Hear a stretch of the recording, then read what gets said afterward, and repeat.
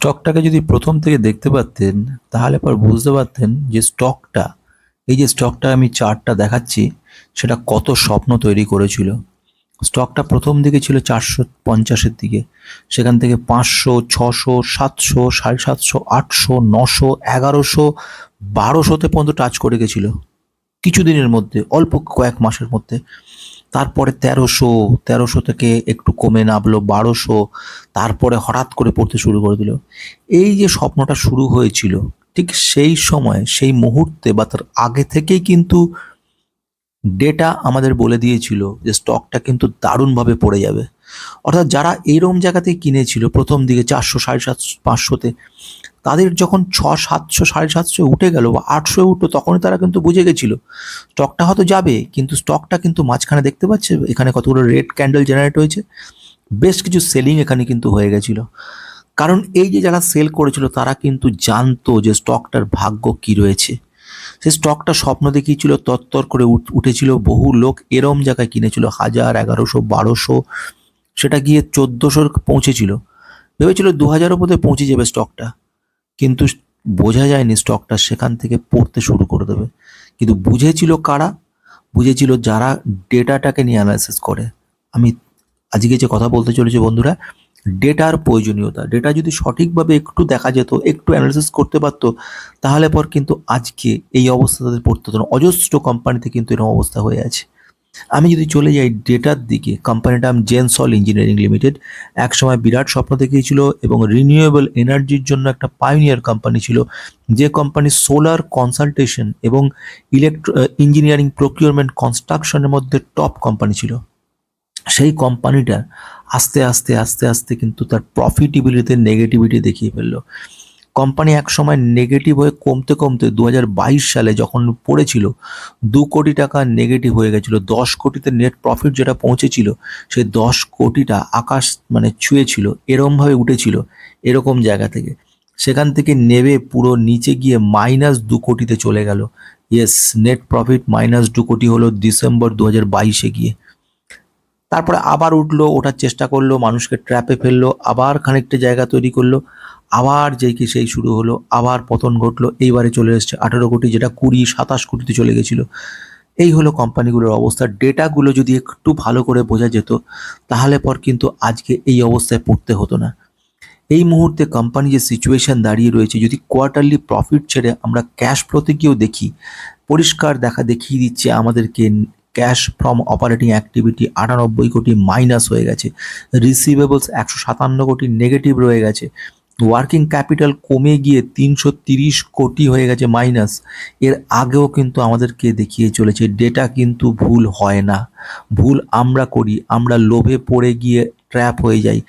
বিগত বছর পর বছর ধরে দেখাচ্ছিল ওয়ার্কিং ক্যাপিটাল নেগেটিভ, বছর পর বছর ধরে দেখাচ্ছিল মাঝখানে ট্র্যাপ, এক সময় প্রফিট বাড়লেও তারপরে প্রফিট কমিয়ে গেছিল। আমরা যদি রিসিভেবলস নেগেটিভিটি দেখতে পাচ্ছিলাম আমরা, কিন্তু ডেটাকে আমরা নজর দেই না। এইগুলি হচ্ছে সবচেয়ে বড় নেগেটিভ ব্যাপার বন্ধুরা। কোম্পানিটা যখন এসছিল, আইপিও লঞ্চ করেছিল, তখন এখানে অনেক স্বপ্ন দেখেছিল, দুই ভাই এটা ব্যবসা শুরু করেছিল।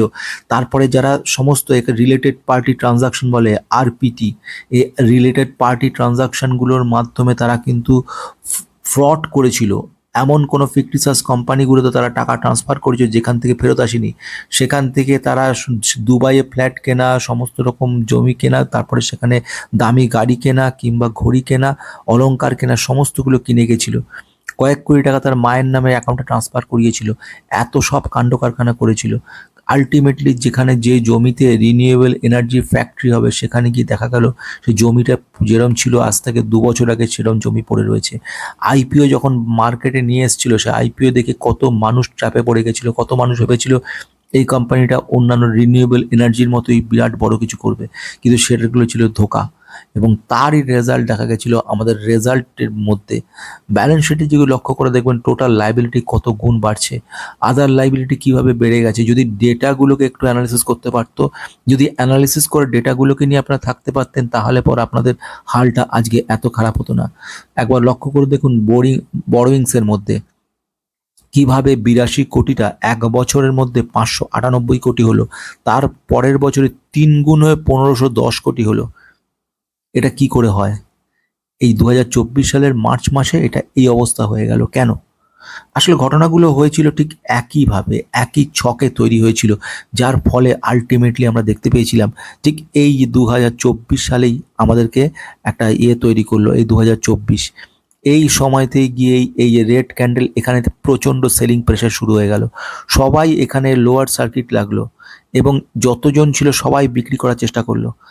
আবার মানুষকে ট্র্যাপে ফেলে দিল, কিছুটা আবার উঠলো, ওঠার পরে মহাপতন শুরু হলো। 1400-তে যে কোম্পানিটা চলে গেছিল, সে কোম্পানি পড়তে পড়তে লক্ষ্য করে দেখো কোথায় যাচ্ছে কোম্পানিটা, পড়ে গিয়ে এখন সেখান থেকে এরম সব ক্যান্ডেল তৈরি হচ্ছে কনস্ট্যান্ট। এখানে যারা বিক্রি করে তারা সব লসে বিক্রি করেছে, কেউ প্রফিটে নেই। যে 1200-1400 যে কিনেছিল, সে 600-তে যখন বিক্রি করছে, 800-তে যখন বিক্রি করছে, সে কি লাভে বিক্রি করছে? শুধু লসে বিক্রি করছে, কনস্ট্যান্টলি লস হয়ে চলেছে। এগুলো সমস্ত লস, এবং শেষে গিয়ে এ আবার নাই বা বললাম সে পরিস্থিতি কোথায় গেছে, 19 টাকায় চলে এসছে সেই কোম্পানিটা। 19, জাস্ট ইয়েস 19, দেখে বুঝতে পারছো 19 লেখা রয়েছে, 19 টাকা চলে গেছে। 1400 থেকে কোম্পানিটা চলে গেছে 19। One of the most fraud company ছিল এটা, ফ্রড কোম্পানি তৈরি হয়ে গেছিলো। এবং এই কোম্পানিটি থেকে আমাদের শিক্ষা অ্যাটলিস্ট এইটা নেওয়া উচিত যে ডেটাবেস অ্যানালিসিসগুলো ভালো করে জানো, ডেটা শেখো। আজকের আমার এই ভিডিও গোটা চ্যানেলই হচ্ছে ডেটা নিয়ে। ডেটা মাইন্ড ইনভেস্টর তৈরি হওয়ার জন্য কিন্তু এই ধরনের শিক্ষাগুলো গ্রহণ করো। এখান থেকে, এই শিক্ষা থেকে নাও কিভাবে শিখবে, কিভাবে জানবে, ফান্ডামেন্টাল জানবে কি করে। তার সঙ্গে সঙ্গে আরও বহু বিষয় রয়েছে, যেরকম ল্যাঙ্গুয়েজ, যেরকম আমাদের কোডিং দিয়ে, খুব সিম্পল কোডিং, 2-4 লাইনের কোড দিয়ে আমরা ইজিলি যে কোনো ডেটাবেসটা থেকে রেকর্ড তুলে আনতে পারি। সেসব ডেটাবেসের রেকর্ডগুলোকে ফিট করিয়ে আলটিমেটলি রেজাল্ট পেতে পারি। যদি ওই পর্যন্ত না যায়, সিম্পল আমরা যদি কিছু চার্টে যাই, ছোট ছোট বিষয়গুলো লক্ষ্য রাখি, তাহলে পরেও কিন্তু আমরা বুঝতে পারি যে কী অবস্থা হচ্ছে, কোম্পানিটা কোথায় গিয়ে দাঁড়াচ্ছে। কোম্পানি 95% প্লেজ করে বসে আছে। 95% একটা কোম্পানি যদি প্লেজ হয়, সেই কোম্পানি কি থাকবে? কোম্পানি যে প্রোমোটার রয়েছে, প্রোমোটার যেটা যে পরিমাণ হোল্ড করছে, জাস্ট ফর এক্সাম্পল 100 কোটি টাকা প্রোমোটাররা হোল্ড করছে, সে 100 কোটির মধ্যে 95 কোটি টাকাই সে বন্ধ করে রেখে দিয়েছে। এবার বলো, যদি এখন বন্ধ করে রেখে সে টাকাটা নিজের অ্যাকাউন্টে রেখে দিয়েছে, এবারে যদি কোম্পানিটা উঠে যায়, যদি এরা হাত তুলে দেয়, তাহলে সাধারণ মানুষের এই যে টাকাটা, এটা তো সাধারণ মানুষের টাকা, এর কি অবস্থাটা হবে? এইগুলো বিক্রি করে তো এই ধার দেনা চুকুলে কিছু থাকবে? কিছুই থাকবে না। অথচ আই ওয়াশ করা যায় কিরমভাবে, সেলস গ্রোথ কত গুণ দেখায়। 63% সেলস গ্রোথ হওয়া মানে মারাত্মক ব্যাপার। কোথায় সে সেলস, সে অনুযায়ী কাজ হলো? সেলস যদি সত্যি এত গুণ হয়ে থাকে, তাহলে তার প্রফিট এত কমে যাচ্ছে কেন? 19 টাকায় চলে এলো কোম্পানিটা? শেখার আছে। আজকে এখানে শেষ করছি। অজস্র বিষয় রয়েছে যেগুলো আমরা ডেটা অ্যানালিসিসের মাধ্যমে জানতে পারবো, শিখতে পারবো।